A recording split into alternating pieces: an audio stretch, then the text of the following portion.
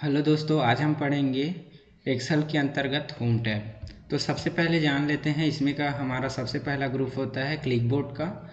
दूसरा होता है फॉन्ट, फिर alignment, number, style, cells, editing और एडलिंक्स। तो सबसे पहले जानते हैं क्लिकबोर्ड। तो क्लिकबोर्ड में हमारे 4 ऑप्शन होते हैं। आपको मैं जूम करके दिखा देता हूँ। ये देख सकते हैं, इसमें हमारे 4 ऑप्शन होते हैं। सबसे पहला होता है पेस्ट का, देन उसके बाद होता है कट, फिर कॉपी, फिर फॉर्मेट प्रिंटर। फिर से जूम आउट कर लेते हैं। तो चलिए जानते हैं सबसे पहले कट का।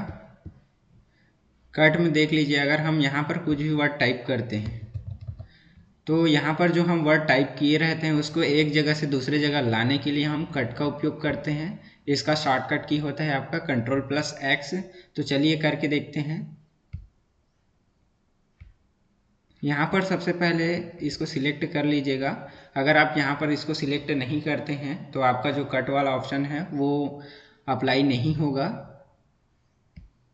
ये देखिए, यहाँ से हम लोग कट किए, देन उसके बाद सेकंड हमारा जो पेस्ट वाला ऑप्शन ओपन नहीं था वो ओपन हो चुका है।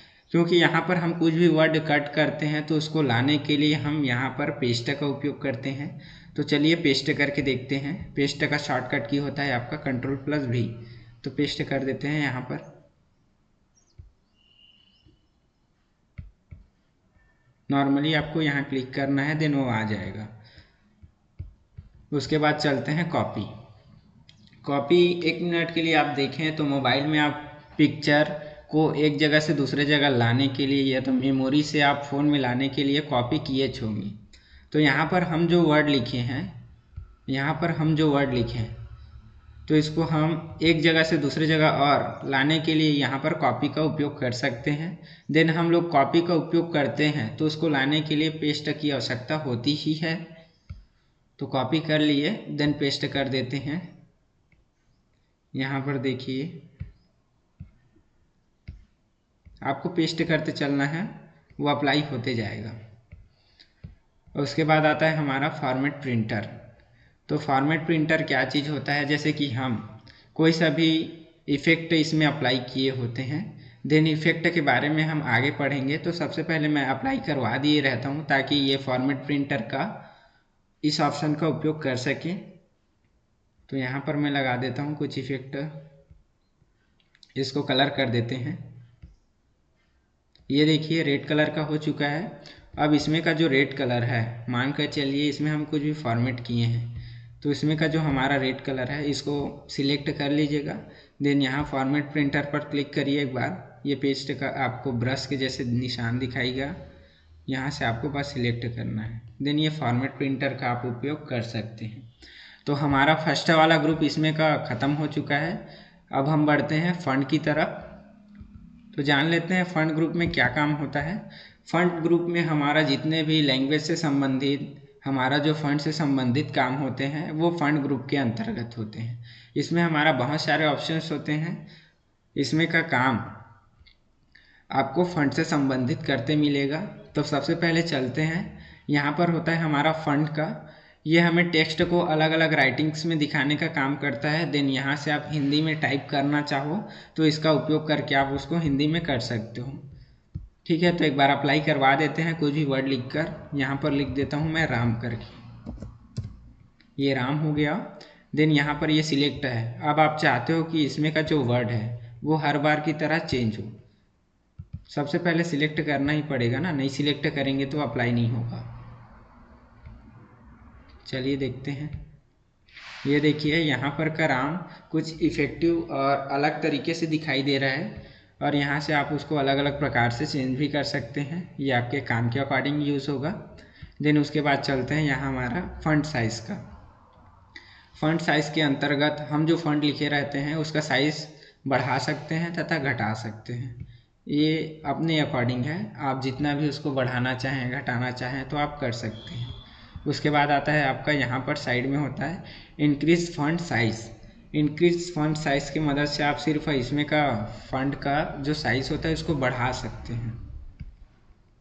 ठीक है, कर सकते हैं आप लोग। उसके बाद होता है आपका decrease fund size. Decrease font size की मदद से ये जो आप राम लिखे हैं इसका साइज़ आप घटा सकते हैं, देख सकते हैं। उसके बाद आता है आपका बोल्ड। बोल्ड यानी होता है भद्दा। अब जैसे कई प्रकार से होता है, आप अपने वर्ड को और मोटा दिखाना चाहते हैं, भद्दा दिखाना चाहते हैं, तो ये बोल्ड की मदद से आप दिखा सकते हैं, ठीक है। उसके बाद आता है आपका इटैलिक। इटैलिक की मदद से आपका जो वर्ड लिखा है उसको आप तिरछा दिखा सकते हैं, और इसका शॉर्टकट की होता है आपका Ctrl+I। सबका अलग अलग शॉर्टकट की होता है। कई ऐसे कई ऐसे ऑप्शंस होते हैं जिनका शॉर्टकट की नहीं रहता। उसके बाद आता है आपका अंडरलाइन।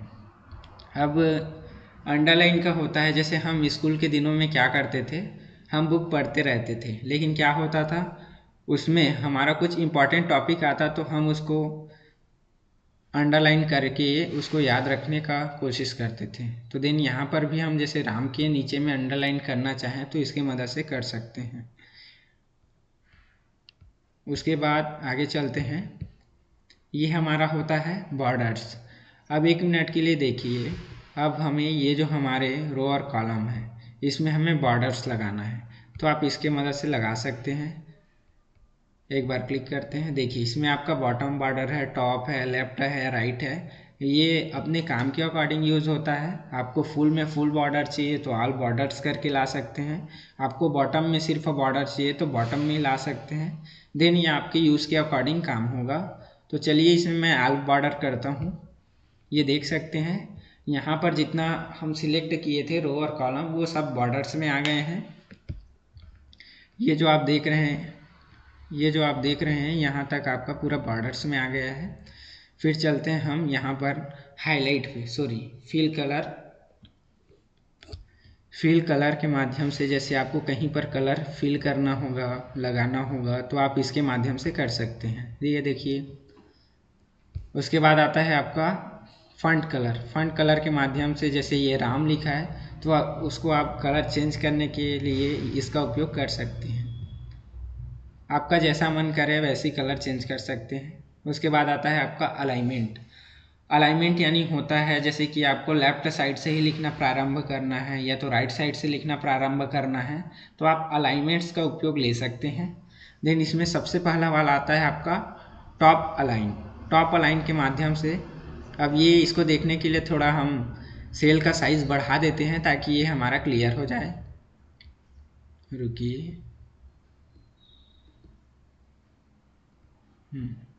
अब देख लीजिए। अब यहाँ हम जैसे टॉप अलाइन करते हैं तो टॉप अलाइन के माध्यम से ये जो हमारा राम लिखा है वो सबसे टॉप में चला जाएगा। देख लीजिए ये आ गया है हमारे टॉप में। उसके बाद यहाँ का देख लेते हैं, ये हमारा होता है मिडिल अलाइन के माध्यम से ये हमारा बीच में आ जाएगा। फिर होता है हमारा बॉटम अलाइन के माध्यम से ये हमें नीचे में शो होगा।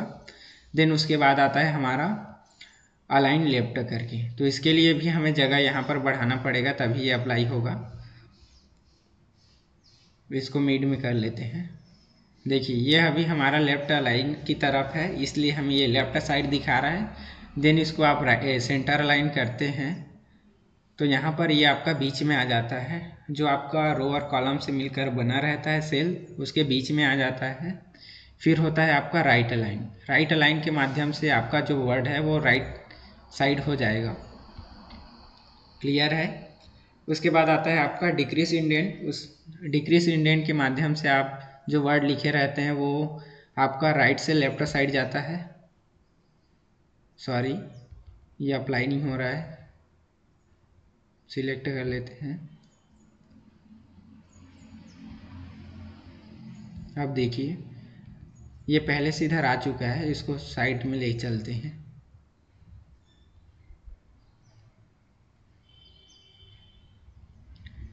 डिक्रीज के माध्यम से आप उसको लेफ्ट साइड से राइट साइड ला सकते हो। सॉरी। उसके बाद जो आपका होता है इंक्रीज का, पहले डिक्रीज कर लेते हैं पूरा। फिर होता है आपका इंक्रीज की मदद से आप उसको राइट साइड से लेफ्ट साइड ला सकते हो। फिर होता है आपका यहाँ पर रैप टेक्स्ट करके, तो रैप टेक्स्ट की मदद से आप उसको मल्टीपल लेवल में लाइंस में ला सकते हो। आप काम के अकॉर्डिंग यूज़ होता है। कई बार क्या होता है हम कुछ भी वर्ड लिखे रहते हैं, जैसे 1 मिनट के लिए सोचते हैं फादर नेम करके, तो फादर हमारा टॉप में रहेगा और नेम हमारा नीचे में रहेगा। नेम हमारा नीचे में रहेगा, तो उसको अप्लाई करवाने के लिए हम लोग क्या करते हैं, ये रैप टेक्स्ट का उपयोग करते हैं। एक बार करके देख लेते हैं।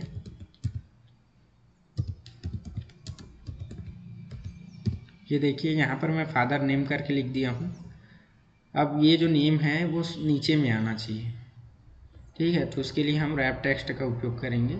ये जगह हमारा बड़ा हो जा रहा है, इसको कॉपी कर लेते हैं।